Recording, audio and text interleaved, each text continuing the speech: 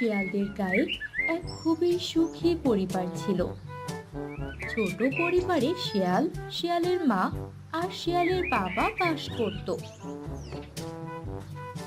তিনজনই ছিল খুবই পরিশ্রমী।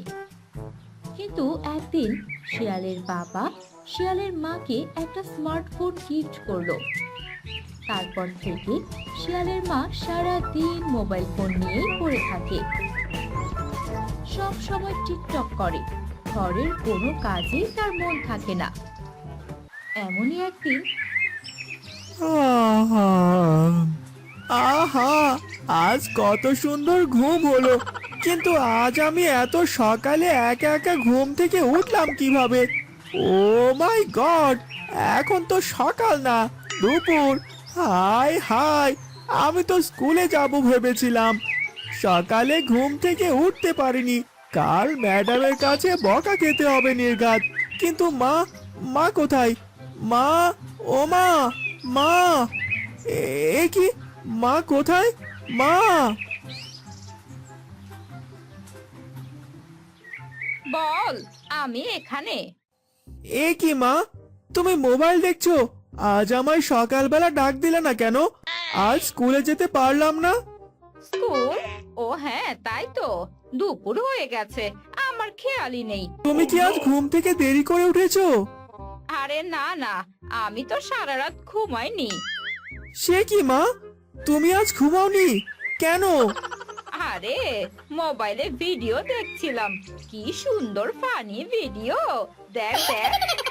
এসব কি মা, তুমি সারা রাত না ঘুমিয়ে ফোন টিপেছিলে, আর এখন দুপুর হয়ে গেছে, তোমার খেয়ালও নেই। জ্ঞান দিচ্ছি না মা, তুমি গতকাল রাত থেকে না ঘুমিয়ে মোবাইল ফোন চালাচ্ছ, এটা তো মোটেও ভালো কথা নয়। যা তো এখান থেকে, আমি এখন টিকটক বানাবো। কি? সারা রাত মোবাইল টিপে এখন তুমি টিকটক বানাবা? হ্যাঁ বানাবো, তাতে তোর কি রে? তুই এখনো অনেক ছোট, তাই ছোটদের মতনই থাক। ঠিক আছে, আমি তোমাকে আর কিছুই বলবো না।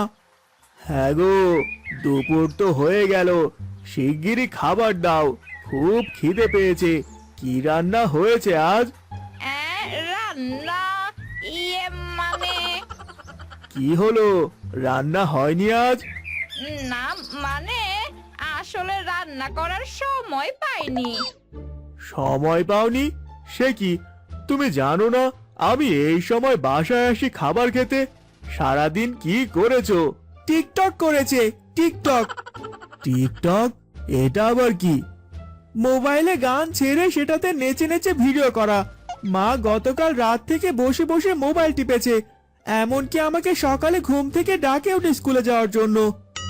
সে কি, এসব কি শুনছি আমি শিয়ালের মা? বেশ করেছি, যা করেছি বেশ করেছি। আমি সব সময় মোবাইলে ঘাঁটবো এখন থেকে। এসব রান্না বান্না আমার দ্বারা হবে না। আমার ভালো লাগে না এসব করতে। ঘরের কাজ রান্না তোমরাই করো, আর না হয় একটা কাজের শিয়াল রাখো। আমার টিকটক বানাতে ভালো লাগে, আমি টিকটকই বানাবো। কি বলছো তুমি এসব? পাগল হয়ে গেলে নাকি? এতদিন তোমার মোবাইল ছিল না, সেটাই খুব ভালো ছিল, কিন্তু সেদিন নতুন একটা মোবাইল কিনে দেওয়ার পর থেকে যে তোমার কি হয়েছে আমি কিছুই বুঝতে পারছি না। তখন থেকে শুধুমাত্র তুমি মোবাইলেই পড়ে আছো, ঘরের একটা কাজও তুমি করছো না। আমি মাকে অনেকবার বোঝানোর চেষ্টা করেছি, কিন্তু মা আমাকে খুব বকা দিয়েছে। এই তোমরা দুজন চলে যাও আমার সামনে থেকে, বুঝলে? আমি শুধুমাত্র মোবাইলে টিকটক বানাবো, আর কিছুই করব না। যাও তোমরা এখান থেকে। ঠিক আছে, তোমার যা খুশি করো, আমি আর আমার ছেলে চললাম বাড়ি ছেড়ে। হ্যাঁ যাও যাও, বিদেয় হও, আমাকে আমার মতন শান্তিতে থাকতে দাও। রাগ করে শিয়াল আর তার বাবা দুজনে বাড়ি ছেড়ে চলে গেল জঙ্গলে। আর এদিকে শিয়ালের মা টিকটকে আরো ফলোয়ার বাড়ানোর জন্য গেল সেই গায়ের টিকটক পণ্ডিতের কাছে। সেখানে গিয়ে পণ্ডিতের কাছ থেকে শিয়ালের মা আরো বেশি করে টিকটক শেখা শুরু করলো। এদিকে শিয়াল আর তার বাবার অবস্থা দিন দিন খারাপ হতে লাগলো। তারা তারা সব সময় আড়াল থেকে শিয়ালের মার উপর নজর রাখতে শুরু করলো। একদিন হলো কি, না, একা একা টিকটক বানালে তেমন মজা জমে না। আমি বরং টিকটকের পণ্ডিতের কাছে যাই। পণ্ডিত আমাকে ভালো ভালো টিকটক শেখাবে। পণ্ডিত বাড়িতে আছেন নাকি? ও পণ্ডিত মশাই। এই কে? আমি টিকটকার শিয়ালের মা গো। টিকটকার, এসো এসো, ভেতরে এসো। আমি আপনার কাছে ভালো টিকটক শিখতে চাই পণ্ডিত মশাই। আমিও টিকটকের গুরু হতে চাই। টিকটকের গুরু হওয়া কি এত সহজ? আমি 6 মাস ধরে পণ্ডিত মশাইয়ের কাছে শিখছি। তাই নাকি? তোমার অ্যাকাউন্টে ফলোয়ার কত? 10,000 ফলোয়ার। আর তোমার? আমার তো নতুন টিকটকের অ্যাকাউন্ট, কিন্তু তাও ফলোয়ার প্রায় 5,000। বেশ বেশ, আমার কাছ থেকে টিকটক শিখতে থাকো, দেখবে ফলোয়ার আরো বেড়ে যাবে, লাইক কমেন্টের বন্যা বয়ে যাবে। তাই নাকি? নিশ্চয়ই শিখবো, অবশ্যই শিখবো। সবাই সবার মোবাইল বের করো, আজকে আমরা শিখবো কিভাবে মোয়ে মোয়ে গানে ভিডিও করা হয়। গান চলবে আর তোমরা সেই গানে নাচবা। ঠিক আছে পণ্ডিত মশাই।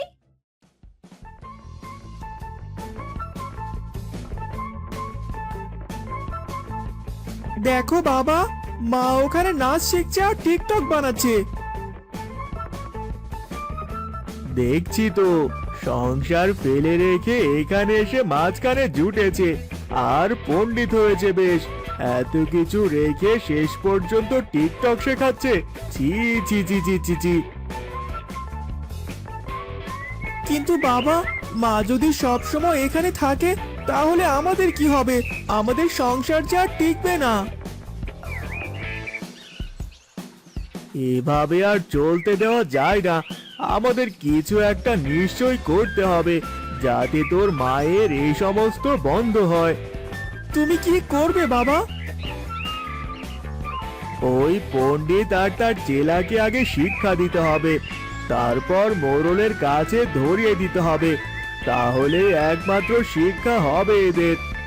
ঠিক আছে বাবা, সেটাই হবে, চলো ওদের কাছে। চল।